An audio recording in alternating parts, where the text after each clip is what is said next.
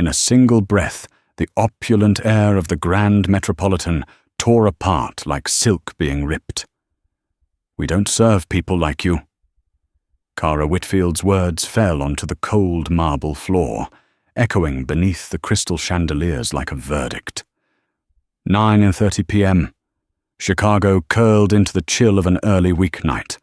The hotel lobby spread open like a stage. Stone columns lined upright, a deep green carpet stretching out, classical music drifting like mist.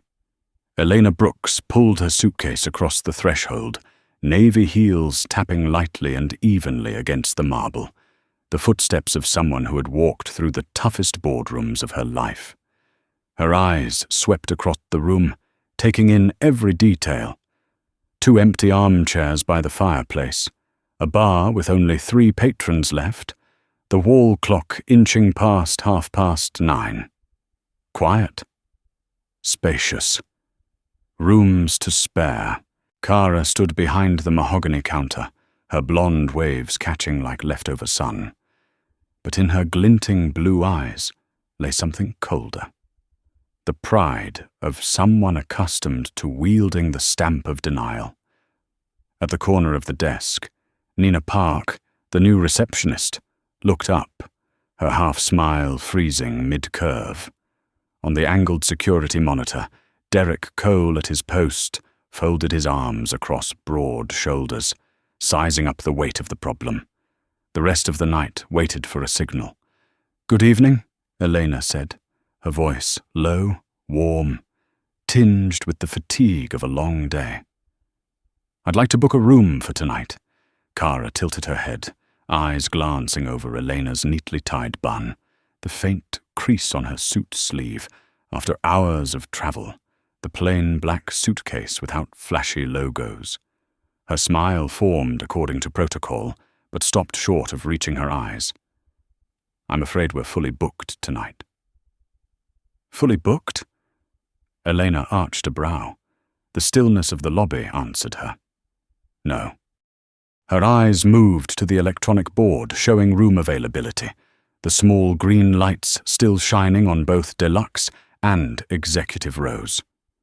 Elena's shoulders settled naturally, the posture of someone used to being judged before finishing her first sentence. "Are you sure?" she asked, still courteous. "It doesn't seem very crowded." Nina glanced at Kara, seeking approval. Kara lowered her voice halfway, her nude painted lips curling into a smile fit for an advertisement, though her words hissed like glass edges. "We are a 5-star hotel. Not everyone belongs here." The phrase "not everyone" stretched, cold. Eleanor paused for 1 second. She heard her own breath, steady, slow, like the exercise her trainer had taught her at 23. "When they drag you into the mud, don't stoop down. Stand tall." "I have a company card and ID," Elena said, opening her wallet and pulling out a platinum card and identification. The gesture wasn't ostentatious. Everything about her measured just enough. Nina glanced quickly, lips pressing against a suppressed laugh. Kara didn't bother to look. "That card," she shrugged, "is easy to fake. We don't want trouble." From the guard's chair, Derek rolled his wrist, knuckles cracking. A gesture honed into habit to push people toward the door before stories began. At the end of the lobby, Paula Rivera, the night shift manager, stepped out from behind frosted glass. Her face betrayed the thought. "Problem." She walked forward, flats gliding over the carpet, her voice laced with end-of-shift fatigue, but not lacking the tone of authority. "There are no more rooms tonight. And frankly, this neighborhood doesn't suit you. Doesn't suit you." The phrase dropped to the floor, scattering into countless stares. The narrator, if one existed, would say this was the moment each character revealed themselves. Kara was guarding an imaginary gate, a gate called exclusivity. Nina was trying to belong by standing on the same side. Paula used her title as a small shield. Derek believed power sat in his hands. And Eleanor? Eleanor inhaled, exhaled, letting anger cool into a steel calm. She had walked through rooms where dismissive laughter erased her work, heard numbers she created, dismissed as luck, seen handshakes given to male colleagues while she stood right there. She carried all of that into this breath to keep it from breaking. "I want to speak to the general manager," Elena said, words firm, her tone not raised. Paula lifted her brow, smirking with the satisfaction of sudden power. "You're speaking to the authority here," Kara chimed in, slow as if teaching a child to spell. "We don't need to explain. And sorry, the bus station is 6 blocks from here. But I'm sure you know the way." Nina burst out laughing. Derek stepped closer, half astride, building a wall of muscle between Eleanor and the counter, his eyes saying, "This is over." For a fleeting second, Eleanor felt her heart drum against her ribs, not from fear, from memory. Her grandmother had told her, "If you want them to see you, first you must see yourself." She blinked, the lobby blurred, then cleared again. Details leapt at her like highlighted notes. The ceiling camera aimed squarely at the desk, the small panic button tucked at the side of the counter, the code of conduct plaque hidden by an oversized vase. Everything here looked fine, but was placed wrong, just like how the people here were misplacing her. "Are you going to escort me out?" Elena turned to Derek, her voice sharp, but not strained. Derek answered his assigned role. "Ma'am, please leave the lobby right now. Don't make this harder for us." Silence fell. Kara studied the flawless nude polish on her nails pressed against the counter. Nina caught the faint scent of citrus oil. Paula considered the extra time it would take to file a report if this dragged on. Derek already counted the steps to the door. "All right," Elena said. "I'll go. But before I do, give me 1 minute." Kara crossed her arms, convinced it was over. "As you wish." Elena pulled out her phone, her finger scrolling her contacts like a stream finding its course.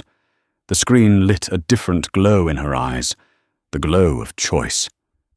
She dialed. The line rang. A man's voice, husky but steady, answered. "Victor Lang." "Hello, Uncle Victor," Elena said, still calm as if no one had just suggested she head to a bus stop. "I need you to convene a board meeting at the Grand Metropolitan within the hour." "Yes, tonight."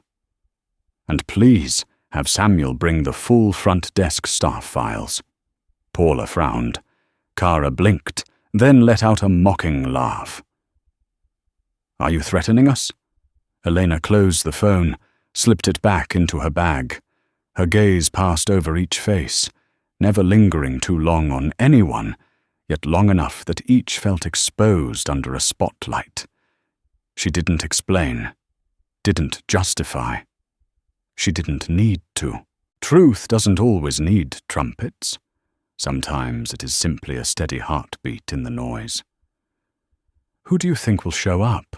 Kara asked, her voice a mix of disdain and curiosity, the kind of curiosity from someone who had never seen a storm beyond safe glass.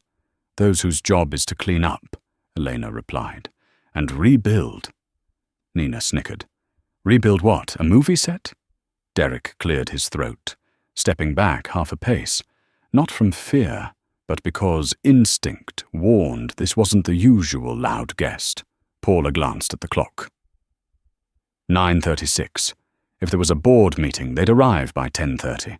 It sounded absurd, but Eleanor's composure, that unshaken tone, left a ripple in her mind. Liars rarely walk away after a threat. "Anything else?" Kara concluded, eager to close the curtain before the audience questioned the play. Elena straightened her jacket hem, a thin smile forming. Just one question. She tilted her head, granting herself one fragile second. When you said not for people like me, were you referring to income, style, or skin color? No one answered. The question drilled silently into the core. The music behind shifted, violins sliding from major to minor, the scale dipping like a warning. All right then, Elena nodded, answering herself. See you in an hour. She turned. Her suitcase clicked softly as it rolled over the carpet edge. The glass doors opened, night air rushing in, carrying the metallic damp of the city and the warmth of the heaters blowing against it. Elena's shadow stretched across the marble, trailing a long silence. Behind her, Kara exhaled, curling her lip. 1 hour, Nina whispered, laughter spilling out like pressing a key. Probably called her boyfriend. Paula picked up the internal line, telling the next shift to prepare a report on a disruptive guest who already left the lobby. Derek returned to his chair, rubbing his palms together, feeling the night had settled back to normal. Outside, Elena paused beneath the row of evenly planted trees along the entrance path. Garden lights poured over her face, soft and true. She opened her notes app and typed quickly.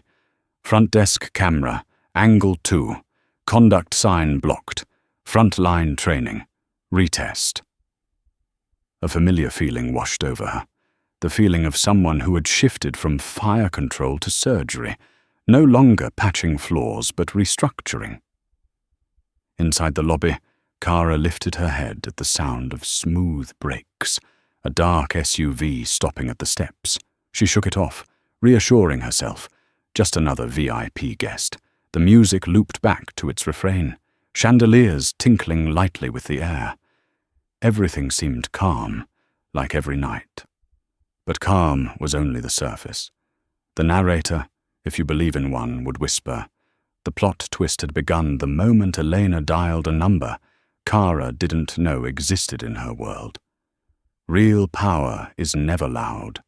It arrives with a calm request, an hour's notice, and a door opening to let the night air in. And when it returns, it will not knock. It will walk through. Elena stepped into the parking lot, the cold wind slapping her face as if testing her resolve. In the distance, Chicago flickered with light, towers rising defiantly against the night sky. She stood still for a moment, her hand gripping the phone, her heart beating not fast, but firm, like war drums against her chest. Inside her, the fire that had just ignited was not fear, but a familiar strength, the strength of someone who had been dismissed, pushed out of negotiations, yet always returned with greater power. The first call she had made was a spark. Now, Elena began to fan it into flames. She opened her contacts and dialed Victor Lang, chairman of the board. When his voice came, deep and concise, Elena spoke without preamble. Victor, pull all personnel files from the front desk and night management. I want full details on Kara Whitfield, Paula Rivera, Nina Park, and Derek Cole. Add Harold Whitman as well. On the other end, Victor hesitated briefly. He had heard Elena's voice turn so cold that no one dared interrupt. Understood. We'll meet within an hour. I'll bring Samuel. Hanging up, Elena called legal. The wind slipped through her collar, metallic in its chill, but her voice burned hot. Initiate a civil rights violation case at the Grand Metropolitan immediately. There are cameras. There are witnesses. I want a full report ready by morning. This isn't just staff misconduct. This is a federal violation. Every word she spoke struck like a hammer. On the other end, the legal team responded only with, "Yes, ma'am," none daring to delay. Her third call widened the circle. Assemble the full board. Be at the hotel in 45 minutes. This is urgent. I want the Diversity and Inclusion Division present as well. Tonight, We clean out the toxic culture inside our own property." Ending the call, Eleanor leaned against her car, closing her eyes for one beat. The tremor in her hand was no longer fear, but energy ready to erupt. She remembered her grandmother's words. "When they shut the door in your face, build another building and leave them standing outside the gate." Inside the hotel lobby, Cara and Nina chuckled, as if they had just won a small game of chess. Paula picked up the internal line, reporting briskly, "Disruptive guest has left. Nothing to worry about." Derek sat back in his chair, knuckles cracking, his eyes satisfied. They all thought the farce had ended. But inside Harold Whitman's mind, the overconfident general manager, a strange unease began to stir. He remembered Elena's eyes when she mentioned calling regional management. Those were not the eyes of someone pleading. They were the eyes of someone commanding. Yet he brushed it off, reassuring himself. Just another guest with delusions of power. He picked up the phone to call his superior, preparing to spin a favorable story. Before he could finish, Harold glanced out his office window and froze. Headlights from a black SUV swept the entrance, then a second, then a third. Figures in suits stepped out, their bearing unmistakable, men he had only heard of from the boardroom but never met in person. In the lobby, Cara looked outside, uneasy. VIP guests. But when she saw the entire group enter at once, her smile froze solid. Leather briefcases, firm strides, eyes sharp as surgical steel. Leading them was Samuel Drake, regional manager, 48, weathered face, and a reputation for zero tolerance of misconduct in hospitality. He walked through the glass doors like a cold wind, his gaze sweeping the lobby. Nina swallowed hard. Derek straightened, but his shoulders instinctively pulled back. Paula clutched her folder tighter, her heart pounding. Cara forced a smile, her throat dry. Samuel fixed his eyes on Harold. "Mr. Whitman, explain." "Now." Harold stammered, trying to shape a story about a disruptive guest causing a disturbance, but before he could finish, the glass doors opened again. In walked Elena Brooks, not just a guest this time, but the storm itself. Beside her was Victor Lang and several board members. Harold froze. Cara's face drained.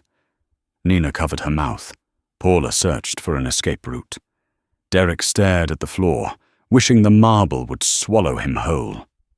Samuel's voice struck like a sentence. "This is Elena Brooks, CEO and largest shareholder of Sterling Brooks Hospitality, which means you all work for her." The air shattered. The sound of each guilty heartbeat echoed like funeral drums under the crystal chandeliers. Cara flailed, reaching for excuses. I didn't know." But Eleanor's eyes swept over her, cold and blazing, silencing every lie. 1 hour earlier, they had thought she was just a black woman who wandered into a luxury lobby. Now they understood. They were the ones lost in a power game far beyond their reach. And tonight, the scales of justice had begun to tip. The Grand Metropolitan lobby suddenly became a courtroom without a jury. Under the golden glow of the crystal chandeliers, the faces of the staff shifted one by one, from confident to stunned to fearful. A heavy silence hung over the room, broken only by the cold ticking of the wall clock. Elena Brooks stood tall, her shoulders steady without a trace of trembling. The simple navy suit she wore now looked like a cloak of authority. She stepped into the center of the lobby, set her suitcase down, and placed her hand lightly on the handle as if to say, "I need no weapon other than the truth." 2 hours ago, Elena began, her voice low and resonant, carrying clearly to every corner. "I requested a room at this hotel. I presented a valid credit card and clear identification. And in return, what did I receive? No one answered. Kara Whitfield, the blonde receptionist, swallowed hard, her eyes avoiding Eleanor's. Nina Park shrank back, her hands trembling.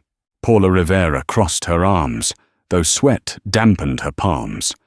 Derek Cole leaned against a column, his broad shoulders now drawn in. Harold Whitman, the general manager, paled as if drained of blood. Elena turned first to Kara, her gaze blazing, spotlighting her like a stage light. "Kara Whitfield!" she called, making the young receptionist flinch. "What did you say to me, in front of all the guests in this lobby?" Kara's voice cracked, trembling. I didn't know who you were." "If I had known," Elena cut her off, her tone sharp as a blade. "So your discrimination comes with conditions? If I were just an ordinary guest, you believe humiliation is acceptable simply because I am a black woman. But now that you see I am a CEO, only then do you recognize it as wrong?" Kara broke down, mascara smudging as sobs shook her. But in Elena's eyes, the tears were not repentance, only fear. She turned to Paula Rivera, the night manager. "Paula, you told me this area is not for you. Explain. What gave you the authority to decide who is worthy and who is not?" Paula tried to speak, but her throat caught. "I didn't mean. It was just." Elena tilted her head, silencing her with a cold smile. "You meant it. Very clearly. That was a choice. And that choice exposed your true nature. Prejudice ingrained in your blood. In your position as manager, you turned personal bias into casual policy. That was not a slip of the tongue. That was culture." The air grew dense. Samuel Drake, the regional manager, stood behind Elena with arms folded, his eyes cold, as if recording every crime. Elena stepped toward Derek Cole, the guard still stiff at his post. "Mr. Cole, while I was presenting my card and identification, what did you do?" Derek cleared his throat, eyes darting away. "I was only following orders. I had to ensure security." "Security?" Elena repeated, her voice cutting. "A lone woman with a small suitcase in the middle of the lobby became a security threat? Or was it my skin color that made you want to escort me out?" "Answer." Derek said nothing. His once broad frame now looked diminished and small. Elena pressed on, turning to Nina Park, her young face trembling, lips quivering. "Nina, you laughed when I handed over my card. You whispered to your colleague, turning humiliation into a joke. Do you remember what you laughed at?" Nina burst into tears, shaking her head frantically. I was wrong. I didn't think." "Exactly," Elena replied coldly. "You did not think. And because of people like you, the ones who don't think, discrimination continues and thrives. Every mocking laugh is another brick in the wall of prejudice." The entire lobby held its breath. Curious guests looked on, phones raised discreetly to record. A historic moment was unfolding before their eyes, one they could hardly believe they were witnessing. Elena drew a breath, turning to face Harold Whitman. The rigid general manager, once arrogant, now sweated through his shirt, the fabric clinging to his back. "Harold," Elena called, her voice sinking like a funeral bell. "You told me to go to the bus station. You looked me in the eye and said, 'Rooms here cost more than your monthly salary.' Do you remember?" Harold stammered, his words breaking. That was just a misunderstanding," Elena cut in, her eyes flashing like lightning. "A misunderstanding? No, Harold. That was your truth laid bare. You did not see a guest. You did not see a businesswoman. You saw only skin color and immediately labeled it poor, dirty, unworthy. You did not just disgrace yourself, you disgraced this entire brand. Her final words rang out, echoing against the high ceiling, making the chandeliers tremble as if in agreement. Elena turned to the board members standing nearby, her voice clear as though reading an indictment. This is not an isolated incident. This is systemic. From the receptionist, the night manager, the security guard, all the way up to the general manager. Together they built a wall of discrimination, driving guests out from the very lobby meant to welcome them. This is toxic culture, the stain on our name. Silence fell again. Samuel Drake's expression hardened, nodding in grim accord. Victor Lang exhaled sharply, his pen clicking as he snapped open the cap. Board members scribbled furiously. Elena lowered her tone, but each word pierced like a needle into the hearts of those before her. You believe you hold power, but true power doesn't lie at a front desk or in a manager's chair. True power lies in creating fairness. And tonight, fairness will be served. Kara collapsed, burying her face in her hands, sobbing, "Please forgive me. Please give me a chance." Paula trembled. "I was wrong. I should not have," Nina cried openly. Derek hung his head in silence. Harold clung to defiance, his voice hoarse. "You can't do this." "I've been here 15 years. Elena lifted her head, her eyes burning bright. "It is exactly those 15 years that made you believe you are untouchable. But Harold, tonight you will learn that no one, no matter how many years they serve, is permitted to build a career on the foundation of prejudice." In that moment, no one doubted any more. The trial had begun, and the verdict was about to fall. The tick of the clock striking 10:15 rang out like the gavel opening a true court session. The entire Grand Metropolitan lobby was frozen in silence. Curious guests scattered by the bar or near the fireplace held their breath, secretly recording every second on their phones. No one dared move, as if afraid to break the moment when justice was about to descend. Elena Brooks walked a slow circle, her gaze sweeping across every face. The heels of her shoes struck the marble in a steady rhythm, like the drumbeat of judgment. Beside her, Samuel Drake and Victor Lang stood in silence, observing.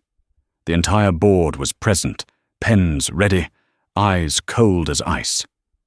Elena stopped before Harold Whitman. Her voice rang out clear, sharp as a blade. "Harold Whitman, you turned this lobby into a place of humiliation instead of welcome. You used your position as general manager to legitimize discrimination. As CEO and majority shareholder of Sterling Brooks Hospitality, I officially announce you are terminated effective immediately." Harold's face drained pale, then flushed red, then pale again. You can't do this. I'll sue for wrongful termination. I have rights." Elena did not blink. "Go ahead. We have the cameras. We have witnesses in the board of directors, and we have evidence of a serious civil rights violation. I look forward to seeing you in federal court." The silence erupted like thunder. Harold's shoulders collapsed, his breath ragged, his eyes vacant. Elena turned to Kara Whitfield. "Kara, your words, 'We don't host people like you,' echoed across this lobby, reached the ears of every guest seated here, and were captured on the security cameras. That was not merely rudeness, it was a blade of prejudice. From this moment, you are no longer an employee of this company. Pack your things and leave the hotel." Kara broke down, mascara bleeding like spilled ink. "Please, I have a family. Elena cut her off, her voice resolute. "Your family does not have to bear the consequences. But you, through arrogance and bias, cut off your own future. This is no one's fault but yours," the crowd murmured, some nodding, some frowning, but all felt one thing: justice taking form. Elena turned to Paula Rivera. Paula, as night manager, you were responsible for upholding the standards of service. But instead of intervening, you added insult with your words. This area is not for you. With one sentence, you turned policy into a weapon of exclusion. As of this moment, your employment at the Grand Metropolitan is ended. Paula tried to speak, but her throat closed, her eyes unfocused. She knew there was no escape. Next was Nina Park. The young woman cowered, tears streaming. "Nina," Elena said, her voice low but unyielding. "You thought yourself harmless, only laughing, only whispering. But those very laughs nourish toxic culture. You are not mature enough to stand at the front desk. You are terminated on the spot." Nina sobbed loudly, collapsing into a chair, repeating over and over, I'm sorry. Finally, Elena stopped before Derek Cole. The tall guard now looked small. "Mr. Cole, you used your body to intimidate, cracking your knuckles before me as a warning. To guests, security should be protection. But you turned it into a weapon of threat. You betrayed your role. From this moment, you no longer represent this company. Leave the hotel at once." Derek hung his head, his shoulders trembling. He offered no defense. Elena turned to face the remaining staff and the guests who had borne witness. Her voice rang through the lobby, as if carved into the stone walls. This is not a random night. This is truth exposed. When toxic culture is allowed to thrive, it will reveal itself. But tonight, it ends. Those who sowed prejudice have been cast out. From this moment, the Grand Metropolitan will be rebuilt, not only with bricks and mortar, but with justice and respect. Silence stretched. Then suddenly, a clap echoed from the bar. An older guest with silver hair applauded slowly. Then a second clap, a third. In moments, the entire lobby thundered with applause, not for the collapse, but for the moment justice had spoken. Elena did not smile. She only nodded. In her eyes, the cold light softened into a steady conviction. An old chapter had closed, and here a new one would be written. The applause slowly faded, leaving behind a strange aftertaste, both liberating and heavy with emotion. The Grand Metropolitan lobby still gleamed brightly, but the atmosphere had changed completely. No longer was there Kara's arrogance, Paula's coldness, or Derek's looming presence. In their place was a void waiting to be filled with something new. Elena Brooks stood tall in the center of the lobby, the crystal lights casting over her face, softening features that had been sharp and unyielding moments before. She knew punishment was only half the story. The other half, just as important, was rebuilding.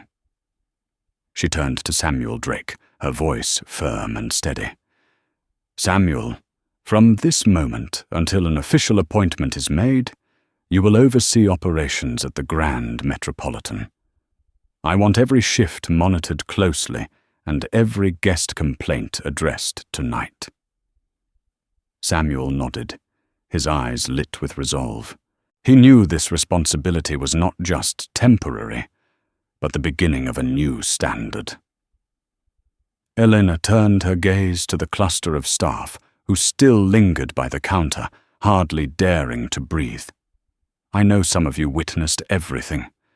Perhaps you stayed silent. Perhaps you hesitated. But from this moment on, you must choose. Either stand on the side of fairness or leave this company. There is no grey area." A young housekeeper stepped forward, still clutching a cleaning cloth. Her voice shook but was clear. "I saw it all, and I'm sorry for not speaking up. But I want to stay. I want to do what's right." Elena gave a small nod, her eyes warming. "That is what I need. Courage to correct mistakes is worth more than decades of service built on deceit." She turned back to the board, her tone ringing firm like a bronze bell.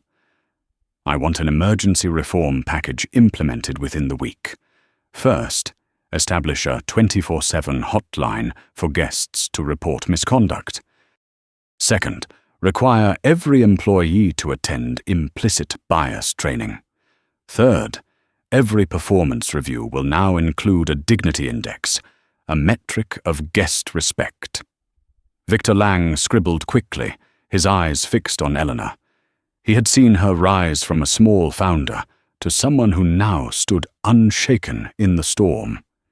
He knew what she proposed would not only change the Grand Metropolitan, but could ripple across the entire industry.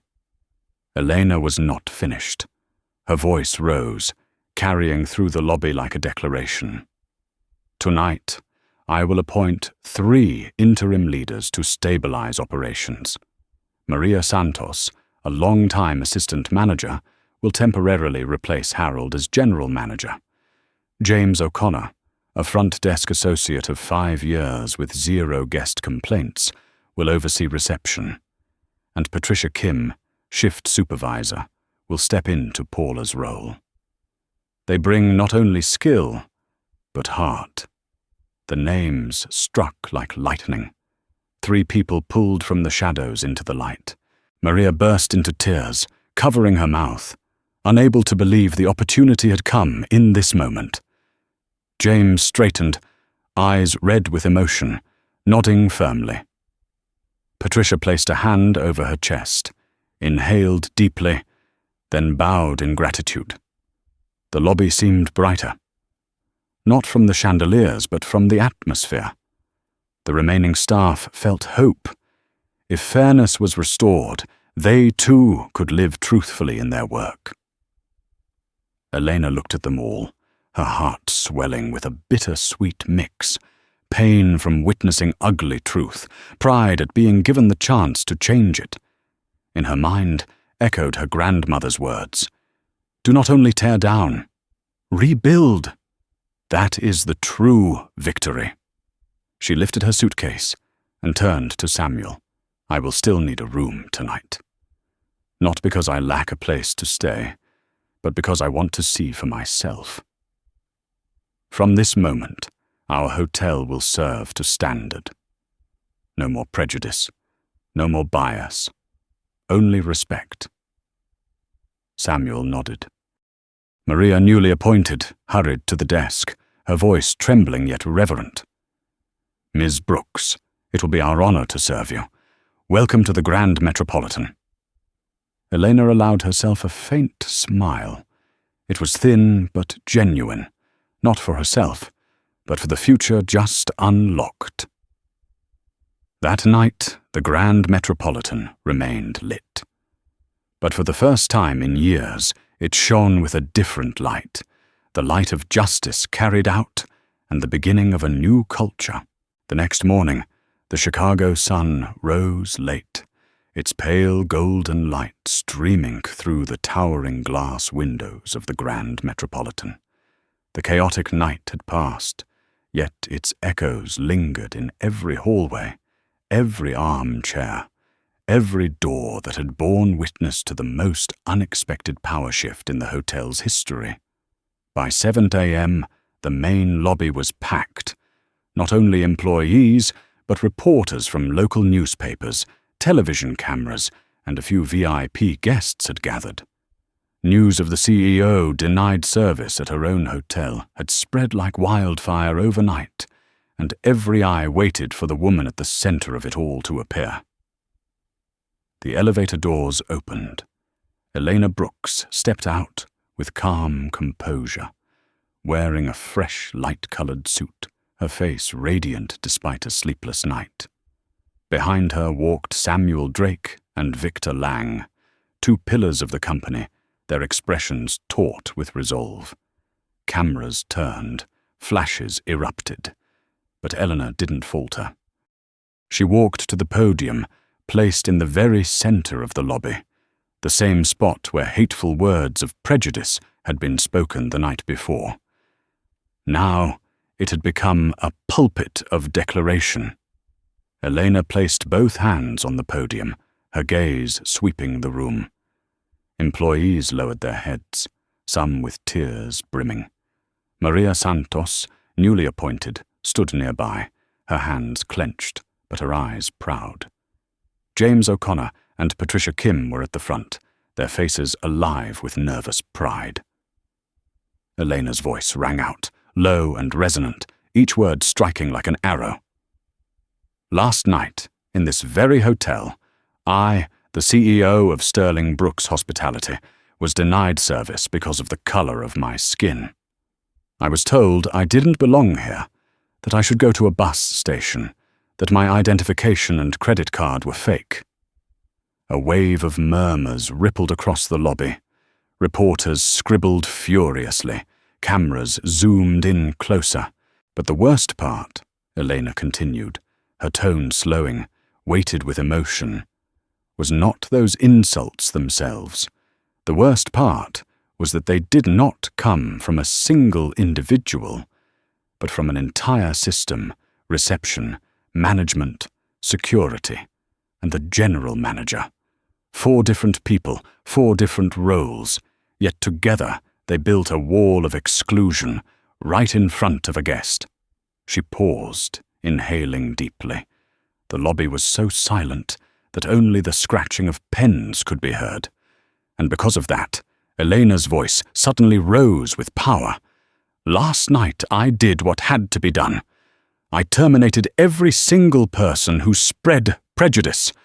No hesitation, no delay, because Sterling Brooks Hospitality will never allow bias to stain its core value.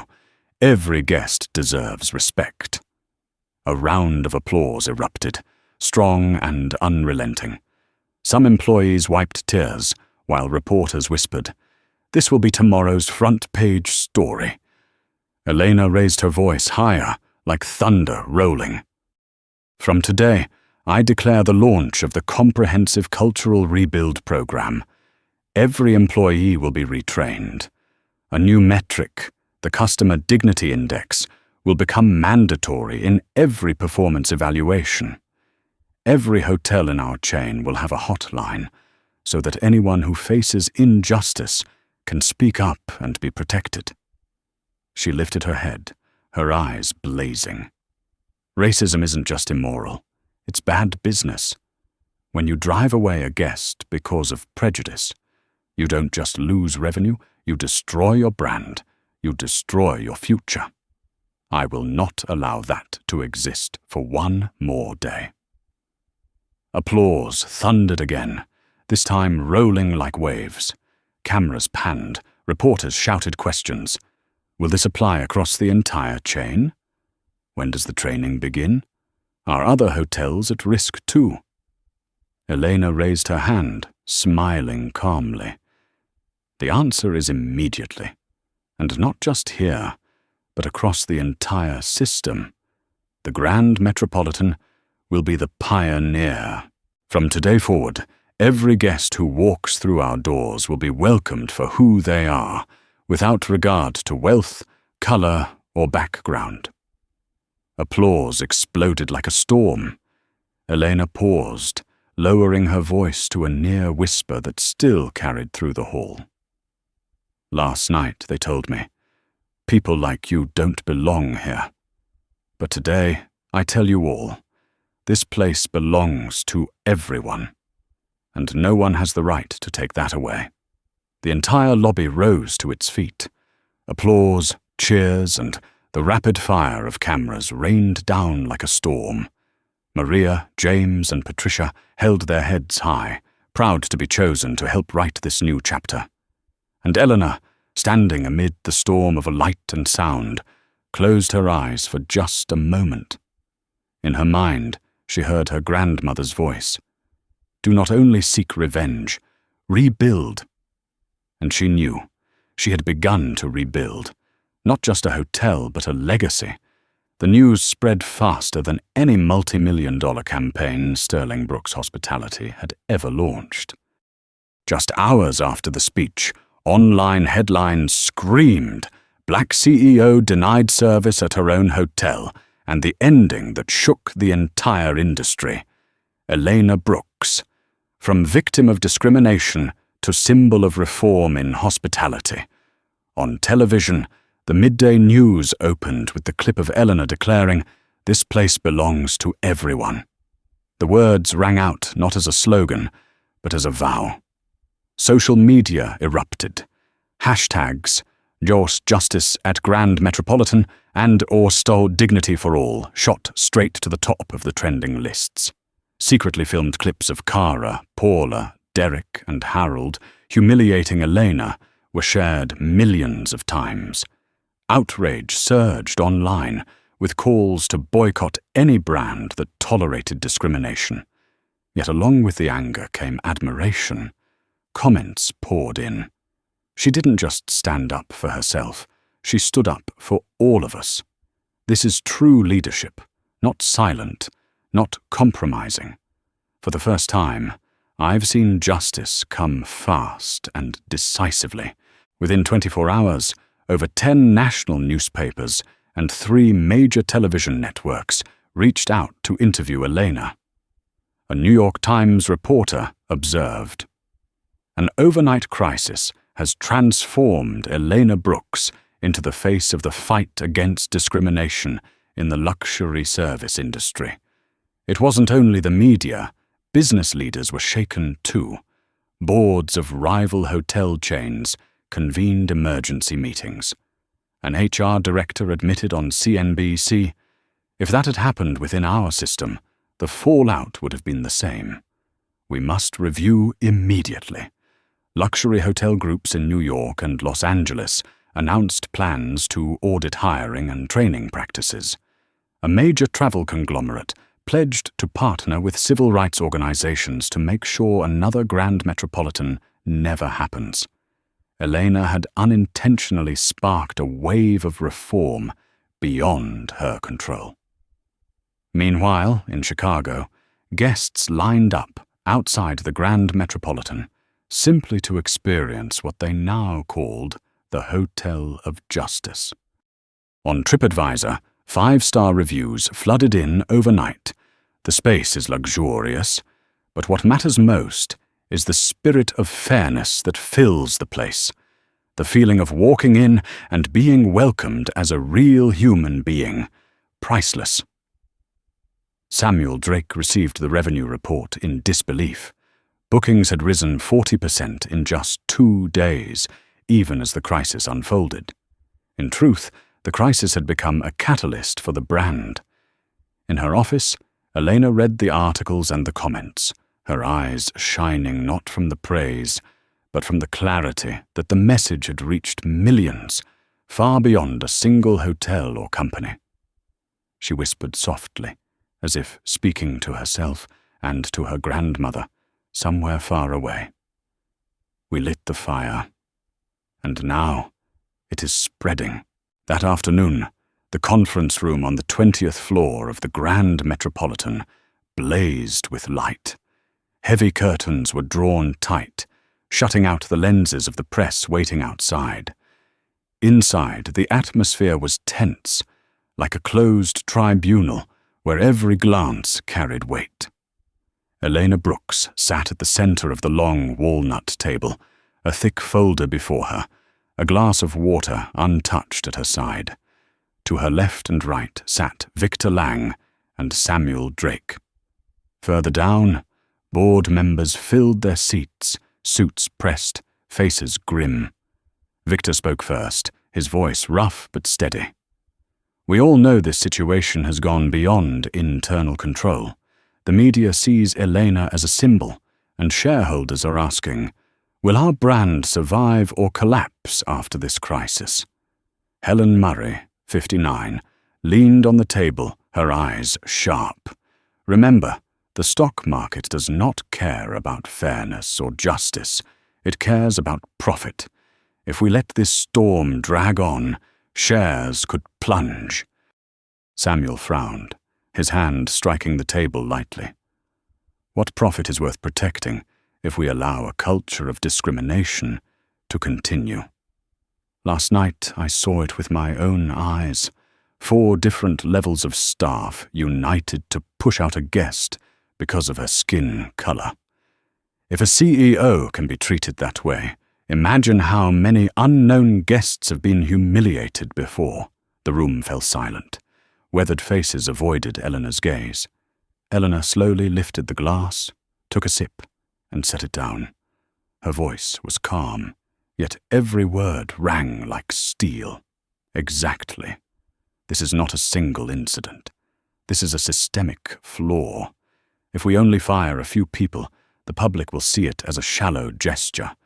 But if we turn this crisis into strategy, we will lead, and the rest of the industry will be forced to follow. Daniel Cho, a young director of 42, spoke up. You mean to turn the Grand Metropolitan into the model for reform? Elena nodded. Not just the Grand Metropolitan, the entire chain. Launch anti-bias training. Implement the Dignity Index across all hotels. Establish transparent reporting mechanisms. When customers see that we face our failures and correct them at the root, they will trust us. And that trust is worth more than any advertising campaign. Helen Murray furrowed her brow, her voice firm. But doing that will cost millions. Training, audits, hotlines, communication. Shareholders will question it. They will think Elena Brooks is acting on emotion, not profit. Tension thickened. Samuel turned to Eleanor, his eyes asking, "How will you answer?" Eleanor leaned back slightly, her hands clasped, her voice rising with conviction. Shareholders need to see the bigger picture. Discrimination is not only a moral issue, it is a financial risk. A civil rights lawsuit could cost tens of millions. A boycott could erase decades of brand value. But if we lead reform, we not only avoid crisis, we become the #1 choice for a generation of customers who see fairness and diversity as their standard. This is not emotion. This is long-term strategy. Victor tapped his pen on the table, smiling with a nod. She's right. A brand lives on trust. And last night, Elena turned a failure into an opportunity to rebuild that trust. The atmosphere began to shift. Faces once tense began to nod. Daniel Cho murmured, "Perhaps this is the only way." Elena looked at each of them, her gaze unwavering. "I do not only want to extinguish a fire. I want to set a new standard for the entire industry. If any of you disagree, this is the time to speak. But remember, silence is acceptance of letting prejudice repeat itself." A heavy pause followed. Then Samuel signed his notes with a firm voice. "I support it." Victor followed. "I support it as well." One by one, heads nodded. Helen Murray exhaled deeply, then slowly said, "If this is the only way to protect the brand, I will not object." The mood in the room shifted completely, from tension to determination, from doubt to agreement. Elena allowed herself a slight smile, not the smile of victory, but of someone who had laid the foundation for a revolution. "Then let's begin," she said, her voice ringing like a morning bell. "We will turn last night into a better tomorrow." A week later, not only the Grand Metropolitan, but the entire Sterling Brooks hospitality chain seemed to awaken after a seismic shock. In New York, the Fifth Avenue branch, once notorious for its strictness, suddenly displayed a new sign at the entrance: "All guests are welcome." Inside, anti-bias training had begun. Receptionists, security guards, and even senior managers sat together in the conference room, watching slides while civil rights instructors explained real-life scenarios. Some employees flushed as they recalled moments when they had unconsciously discriminated. Others sat in silence, their eyes reflecting both regret and a determination to change. In Los Angeles, what was meant to be a routine staff meeting turned into an emotional sharing session. A server of Mexican heritage spoke for the first time. A guest once asked me if I could even read the menu. I stayed silent because I was afraid of losing my job. Now, I know the company will protect me. The room erupted in applause. The Dignity Index was rolled out across the system. Customer surveys no longer asked only about rooms or amenities, but added one clear, simple question. Did you feel fully respected throughout your stay? The question was simple, but it became the new compass for the entire chain. Guests began to notice the difference. A young Indian entrepreneur in Miami told a reporter, "For the first time, I had a receptionist ask me, 'Would you like us to adjust services according to your cultural needs?' I was surprised. I felt truly seen. The media kept a close watch. CNBC reported, Sterling Brooks Hospitality has not only overcome crisis, but has turned it into a competitive advantage. Chain-wide revenue rose 25% in 2 weeks, and online bookings surged. In an interview, Victor Lang stated candidly, "We learned a costly lesson." But it was CEO Elena Brooks who turned that lesson into a legacy. She didn't just save the company, she laid a new foundation for the entire industry. Rival corporations were forced to respond. A major hotel chain in Europe announced plans to implement a workforce diversity program. A brand in Dubai hired international consultants to retrain its entire staff. The global hospitality industry buzzed with one undeniable truth. The dignity of human beings could no longer be treated lightly. At the Grand Metropolitan itself, the atmosphere had transformed. Guests smiled more. Employees nodded at each other like allies, the old cold distance gone. Maria, James, and Patricia led their shifts with renewed energy. People whispered to one another, "If you want to see justice in action in the service industry, come to the Grand Metropolitan." In her office high above, Elena stood by the window, watching the bustle of the streets below. From that day forward, the hotel was not just a place of lodging, but a symbol. She knew the wave she had set in motion would continue to spread, unstoppable. An assistant entered and placed a fresh report on her desk. On the cover, bold letters read, "Customer satisfaction reaches record 92%. Elena smiled softly. In her heart, her grandmother's voice echoed, "Do not fear the storm, for it is the storm that proves which trees have deep roots." And she knew what had begun was not merely a business reform, but a cultural revolution. 6 months after that fateful night at the Grand Metropolitan, the lights of the International Hospitality Conference in Geneva blazed brightly, illuminating the stage where hundreds of service industry leaders from around the world sat in perfect order. Towering LED screens behind them displayed the words, "Future of Hospitality, Dignity as a Standard." In the midst of that grandeur, Elena Brooks stepped onto the stage. Her dark blue dress was simple, yet elegant, her face calm, though her eyes shone brilliantly. Applause thundered across the hall, not for the arrival of a successful CEO, but for the presence of a symbol who had redefined an entire industry. Elena paused briefly, resting her hand lightly on the wooden podium. The room hushed. Then her voice rose, deep, steady, each word striking the hearts of those listening. 6 months ago, I stood in my own hotel and was told, "People like you don't belong here." That was not only a personal insult, but a wake-up call for an entire system. And in that very moment, I understood. We cannot allow invisible walls to keep being built between human beings. Hundreds of faces stared intently, many eyes glistening with emotion. Elena continued. Today I stand here to say this. Dignity must become the global standard in hospitality. Not a slogan hung on a wall, not a token training session, but the foundation of every decision and every action.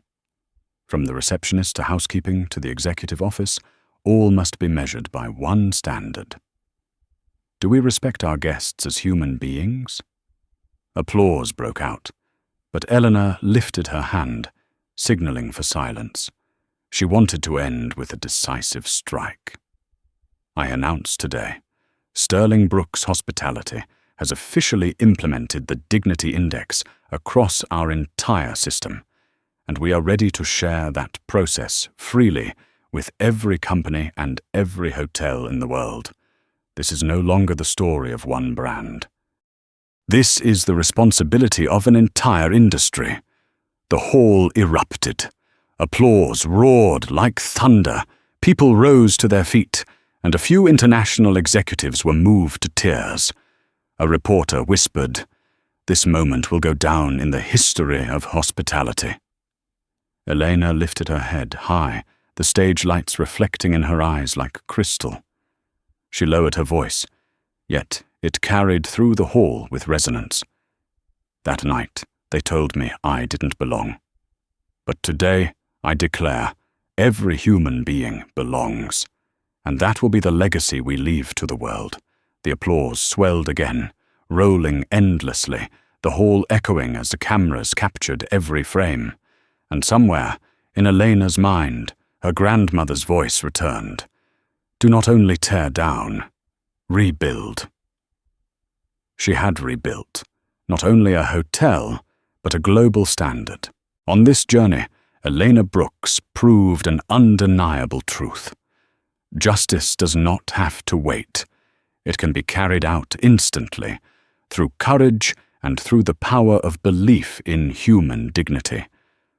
From a night of humiliation, she turned that moment into a lever to transform an entire corporation, then expanded it into a wave of reform that spread across the world.